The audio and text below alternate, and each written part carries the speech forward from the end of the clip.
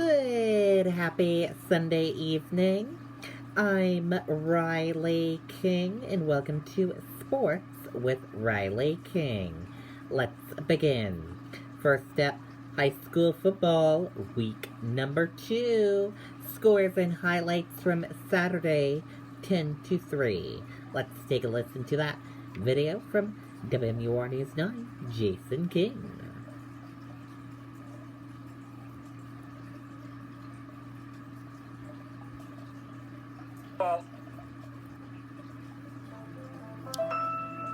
Challenge the past. Challenge accepted. Purdue University Global. Affordable online education for driven working adults. Apply now at purdueglobal.edu. On Saturday, Londonderry home with Salem Blue Devils. Lancers in white first half. Quarterback Dylan McEachern takes the snap, takes it around the left side. That's a touchdown for Londonderry. Made it a 7-0 game. Lancers looking for more here, but great defensive play by Salem's Peter Bealey to knock down the pass in the end zone. Londonderry would settle for a field goal there, but the Lancers go on to win it 16-0. They're 2-0. Bishop Girton traveled to Souhegan for a cross-division game last night. First quarter, Sabres going for the end zone, but Austin Jane's pass is intercepted by Matt Santasoso. That's a touchback for the Cardinals. Still scoreless in the second. This time Jane finds Jake Civiello. Nice catch in the back corner of the end zone. 7-0 Souhegan at halftime. And the Sabres go on to win it 17-7. That's a good win for Souhegan. Our first look at the West Blue Knights hosting the defending Division III champions from Trinity. In the first quarter, good run for West's Edwin Rodriguez. Upended at the end of the play. That drive would stall, though. Second quarter, Aishan Taylor's pass caught by Rodriguez, but Trinity's James Tebow knocks it loose right into the arms of Peter Alessandro, and he'll take it all the way back for a Pioneers touchdown. Alessandro scored twice, and Trinity wins 20-8.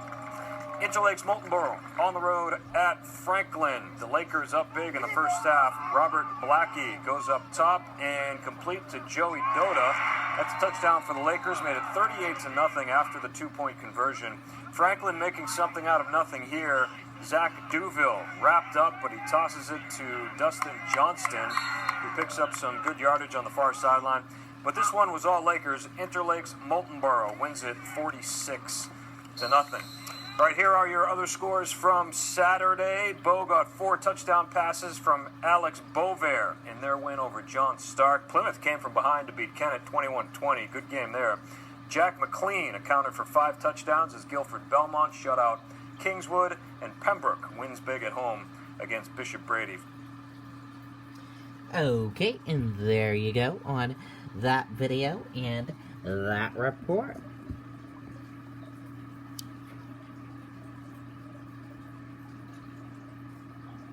Patriots-Chiefs game postponed as quarterback Cam Newton reportedly tests positive for COVID-19. Let's take a listen to that video from WMUR News 9, Tim Callery.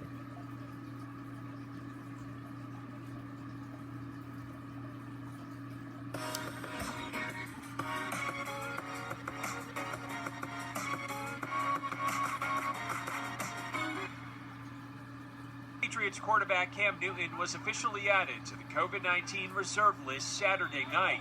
Fans visiting Gillette Stadium say the news was hard to hear. It was devastating.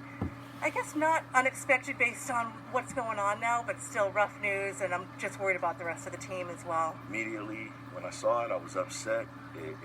It's a sad thing. I hope this doesn't happen to a lot of other players. It really touched home because Cam, I'm rooting for him. Something the whole league has to deal with, and every team has to be safe and be careful. So I think he'll overcome it. The NFL Network is reporting that a quarterback on Kansas City's practice squad has also tested positive for COVID-19. They could be more in the bubble like the NHL was. I feel like we have to do a better job. But that could be difficult, says UNH sports law professor Mike McCann.